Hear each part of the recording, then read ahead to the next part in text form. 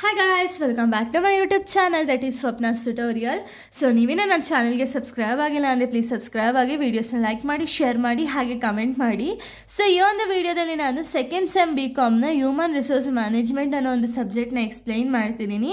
So ನಾನು previous ವಿಡಿಯೋದಲ್ಲಿ ನಾನು ಚಾಪ್ಟರ್ 3 ಎಥಿಕ್ಸ್ ಇನ್ HRMನ ಎಕ್ಸ್ಪ್ಲೈನ್ ಮಾಡಿದ್ದೆ. ಸೊ ಈ ಒಂದು ವಿಡಿಯೋದಲ್ಲೂ ಕೂಡ ಚಾಪ್ಟರ್ 3 ಎಥಿಕ್ಸ್ ಇನ್ HRMನ ನಾನು ಕಂಟಿನ್ಯೂ ಮಾಡ್ತಿದ್ದೀನಿ. ಸೊ ಇದು ಲಾಸ್ಟ್ ವಿಡಿಯೋ, ಈ ಒಂದು ಚಾಪ್ಟರ್ನ ಲಾಸ್ಟ್ ವಿಡಿಯೋ ಆಗಿದೆ, ಪಾರ್ಟ್ 5th ವಿಡಿಯೋ ಆಗಿದೆ. ಆಲ್ರೆಡಿ ನಾನು ಕಂಪ್ಲೀಟಾಗಿ ಅಪ್ಲೋಡ್ ಮಾಡಿದ್ದೀನಿ. ಸೊ ಯಾರೆಲ್ಲ ಆ ವೀಡಿಯೋಸ್ನ ನೋಡಿಲ್ವೋ ಒಂದ್ಸತಿ ಆ ವೀಡಿಯೋಸ್ನ ನೋಡ್ಕೊಂಡು ಬಂದು ಈ ಒಂದು ವಿಡಿಯೋನ ನೋಡಿ, ಬಿಕಾಸ್ ನಿಮಗೆ ಕಂಟಿನ್ಯೂಷನ್ ಅನ್ನೋದು ಪ್ರಾಪರಾಗಿ ಸಿಗುತ್ತೆ ಅನ್ನೋ ಒಂದು ರೀಸನಿಂದ. ಸೊ ಎಥಿಕ್ಸ್ ಇನ್ HRM ಅಲ್ಲಿ ನಾವು ನೆಕ್ಸ್ಟ್ ಟಾಪಿಕ್ನ ನಾವು ನೋಡೋದಾದರೆ conflict of interest in the organisation. So ಏನೇನೆಲ್ಲ ಕಾನ್ಫ್ಲಿಕ್ಟ್ ಆಫ್ ಇಂಟ್ರೆಸ್ಟ್ ನನ್ನ ಆರ್ಗನೈಸೇಷನ್ನ ನಾವು ಇವಾಗ ತಿಳಿತಾ ಹೋಗೋಣ.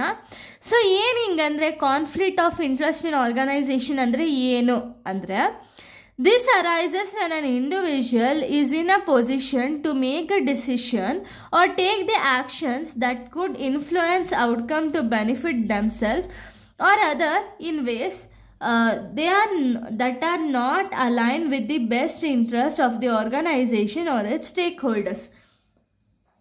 ಅಂದರೆ ಏನು, ಇವಾಗ ಆರ್ಗನೈಸೇಷನಲ್ಲಿ ಇವಾಗ ಯಾರೋ ಒಬ್ಬರು ಶೇರ್ಸ್ನ ಪರ್ಚೇಸ್ ಮಾಡಿರ್ತಾರೆ, ಅವ್ರನ್ನ ನಾವು ಸ್ಟೇಕ್ ಹೋಲ್ಡರ್ಸ್ ಅಂತೀವಿ ಅಥವಾ ಶೇರ್ ಹೋಲ್ಡರ್ಸ್ ಅಂತೀವಿ. ಸೊ ಆ ಶೇರ್ ಹೋಲ್ಡರ್ಸ್ಗಾಗಿರ್ಬೋದು, ಸ್ಟೇಕ್ ಹೋಲ್ಡರ್ಸ್ಗಾಗಿರ್ಬೋದು, ಯಾರಿಗೆ ಒಬ್ರಿಗೂ ನಾವು ಇವಾಗ ಇಂಟ್ರೆಸ್ಟ್ನ ಶೇರ್ ಮಾಡ್ತಿದ್ದೀವಿ ಅಂದರೆ ಆ ಇಂಟ್ರೆಸ್ಟ್ ನಾವು ಪ್ರಾಪರಾಗಿ ಕೊಡಬೇಕಾಗುತ್ತೆ. ಓಕೆನಾ.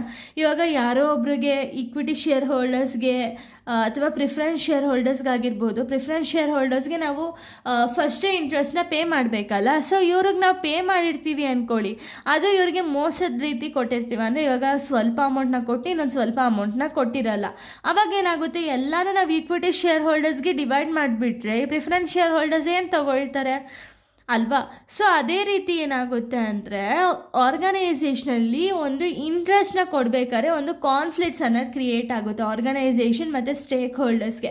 ಸೊ ಈ ಕಾನ್ಫ್ಲಿಕ್ಟು ಒಂದು ರೈಸ್ ಆಗ್ದಂಗೆ ನೋಡ್ಕೋಬೇಕು ಒಂದು ಆರ್ಗನೈಸೇಷನಲ್ಲಿ. ಓಕೆನಾ.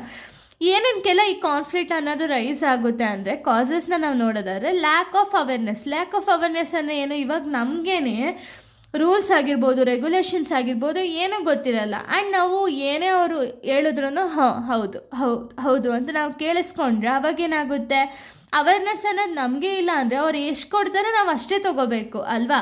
ಸೊ ಅದು ಕೂಡ ಒಂದು ಕಾಸಸ್ ಆಗಿರುತ್ತೆ. ನೆಕ್ಸ್ಟ್ ಕಂಪನಿ ಪಾಲಿಸೀಸ್, ನಾನು ಆಗಲೇ ಹೇಳ್ದಂಗೆ ಕಂಪನಿ ಪಾಲಿಸೀಸ್ ಆಗಿರ್ಬೋದು, ರೂಲ್ಸ್ ಆಗಿರ್ಬೋದು, ಪ್ರತಿಯೊಂದನ್ನು ಕೂಡ ಎಂಪ್ಲಾಯೀಸ್ಗೆ, ಕಂಪನಿ CEO-ಗಾಗಿರ್ಬೋದು ಅಥವಾ ಕಂಪನಿಲಿರೋ ಪ್ರತಿಯೊಬ್ಬರಿಗೂ ಕೂಡ ಒಂದು ಪಾಲಿಸೀಸ್ ಬಗ್ಗೆ ಅವೇರ್ನೆಸ್ ಅನ್ನೋದು ಇರಬೇಕಾಗುತ್ತೆ. Next cultural and organisational factors ಕೂಡ ಕಾನ್ಫ್ಲಿಕ್ಟ್ ಕ್ರಿಯೇಟ್ ಆಗೋದ್ರ ಕಡೆ ಆ ಕಡೆ ಹೋಗುತ್ತೆ. ಓಕೆನಾ. Next pressure from superiors or stake holders. ಒಂದು ಸುಪೀರಿಯರ್ಸ್ ಅಥವಾ ಹೈಯರ್ ಅಥಾರಿಟಿ ಏನಿರ್ತಾರೋ ಅವರ ಒಂದು ಪ್ರೆಷರಿಂದನೂ ಕೂಡ ಒಂದು ಇಂಟ್ರೆಸ್ಟ್ ರೇಟ್ ಅನ್ನೋದನ್ನ ರೆಡ್ಯೂಸ್ ಮಾಡಿ ಅಲ್ಲಿ ಕಾನ್ಫ್ಲಿಕ್ಟ್ಸ್ ಅನ್ನೋದನ್ನ ಕ್ರಿಯೇಟ್ ಮಾಡ್ತಾರೆ. ಸೊ ಇಷ್ಟು ಕೂಡ ಒಂದು ಕಾಸಸ್ಸು. ಸೊ ಕಾಸಸ್ಸಿಂದ ಕಾನ್ಸಿಕ್ವೆನ್ಸಸ್ ಏನೇನೆಲ್ಲ ಅರೈಸ್ ಆಗುತ್ತೆ ಅಂದರೆ ಡ್ಯಾಮೇಜ್ ಟು ರೆಪ್ಯುಟೇಷನ್. ಇವಾಗ ನನಗೆ ಪ್ರಾಪರಾಗಿ ನನಗೆ ಇಂಟ್ರೆಸ್ಟ್ ಸಿಕ್ಕಿಲ್ಲ ಅಂದರೆ ನಾನೇನು ಮಾಡ್ತೀನಿ, ಬೇರೆಯವ್ರಿಗೂ ಹೇಳ್ತೀನಿ ಇಲ್ಲಿ ಇನ್ವೆಸ್ಟ್ಮೆಂಟ್ ಮಾಡಬೇಡಿ ಅಥವಾ ಇಲ್ಲಿ ಸೇರ್ಕೋಬೇಡಿ ಅಂತ ನಾನು ಹೇಳ್ತೀನಿ. ಅವಾಗೇನಾಗುತ್ತೆ, ಕಂಪನಿ ರೆಪ್ಯುಟೇಷನ್ ಅನ್ನೋದು ಲಾಸ್ ಆಗುತ್ತಾ ಅಲ್ವಾ. Next loss of trust. ಇವಾಗ ನಾವು ಹೇಳಿರ್ತೀನಿ ಅಂದ್ಕೊಳ್ಳಿ, ಇವಾಗ ಏನೋ ಒಂದು ಕೆಲಸ ಮಾಡ್ತೀನಿ ಅಂತ, ಅವಾಗ ನಾನು ಮಾಡಿಲ್ಲ ಅಂದರೆ ಏನಾಗುತ್ತೆ, ಟ್ರಸ್ಟ್, ಇವಾಗ ನೀವಿಟ್ಟಿರೋ ಟ್ರಸ್ಟು ಅದನ್ನು ನಂಬಿಕೆ ದ್ರೋಹ ಆದಂಗೆ ಆಗುತ್ತೆ ಅಲ್ವಾ. ಸೊ ಅದಕ್ಕೆ ಟ್ರಸ್ಟ್ ಅನ್ನೋದು ರಿಡ್ಯೂಸ್ ಆಗುತ್ತೆ. ನೆಕ್ಸ್ಟ್ ಲೀಗಲ್ ಕಾನ್ಸಿಕ್ವೆನ್ಸಸ್ ಅಂದರೆ ರೂಲ್ಸು ರೆಗ್ಯುಲೇಷನ್ಸ್ ಅನ್ನೋದಿರುತ್ತಲ್ಲ ಅದು ಕೂಡ ಇಶ್ಯೂಸ್ ಆಗೋದ್ರ ಕಡೆ ಕ್ರಿಯೇಟ್ ಆಗ್ತಾ ಇರುತ್ತೆ. ಓಕೆನಾ. ಇನ್ನು ನೆಕ್ಸ್ಟ್ ನೋಡೋದಾದರೆ next poor decision making. So decision making ಅನ್ನೋದು ಪುವರ್ ಇರುತ್ತೆ. Next inequitable treatment of an employee. ನಿಮಗೆಲ್ಲರಿಗೂ ಗೊತ್ತಿರೋ ಹಾಗೆ ಎಂಪ್ಲಾಯೀಸ್ನ ಪ್ರಾಪರಾಗಿ ಟ್ರೀಟ್ ಮಾಡಲ್ಲ ಆ್ಯಂಡ್ ಇನ್ಈಕ್ವಲ್ ಆಗಿ ಟ್ರೀಟ್ ಮಾಡ್ತಾರೆ. ಸೊ ಇದು ಕೂಡ ಒಂದು ಕಾನ್ಸಿಕ್ವೆನ್ಸಸ್ ಆಗಿರುತ್ತೆ. ಸೊ ಇಲ್ಲಿಗೆ ಒಂದು ಟಾಪಿಕ್ ಅನ್ನೋದು ಕಂಪ್ಲೀಟ್ ಆಗುತ್ತೆ. HRM 3rd ಚಾಪ್ಟರ್ ಕಂಪ್ಲೀಟ್ ಆಗುತ್ತೆ. ಸೊ ಇವಾಗ ನಿಮಗೆಲ್ಲರಿಗೂ ಗೊತ್ತಿರೋ ಹಾಗೆ ಎಕ್ಸಾಮ್ಸ್ ಬಂದುಬಿಟ್ಟು ನೆಕ್ಸ್ಟ್ ಮಂತಿಂದ ಸ್ಟಾರ್ಟ್ ಆಗುತ್ತೆ. ಸೊ ಯಾರಿಗೆಲ್ಲ ಏನಾದ್ರು ವೀಡಿಯೋಸ್ ಬೇಕಿತ್ತು ಅಂದರೆ ನನಗೆ ಪ್ಲೀಸ್ ಕಮೆಂಟ್ ಮೂಲಕ ಕಮೆಂಟ್ ಹಾಕಿ. ಅಕಸ್ಮಾತ್ ನಾನು ರೆಸ್ಪಾಂಡ್ ಮಾಡಿಲ್ಲ ಅಂದರೂ ಕೂಡ ಆ ವೀಡಿಯೋಸ್ನ ನಾನು ಅಪ್ಲೋಡ್ ಮಾಡೋದಕ್ಕೆ ಆದಷ್ಟು ಟ್ರೈ ಮಾಡ್ತೀನಿ.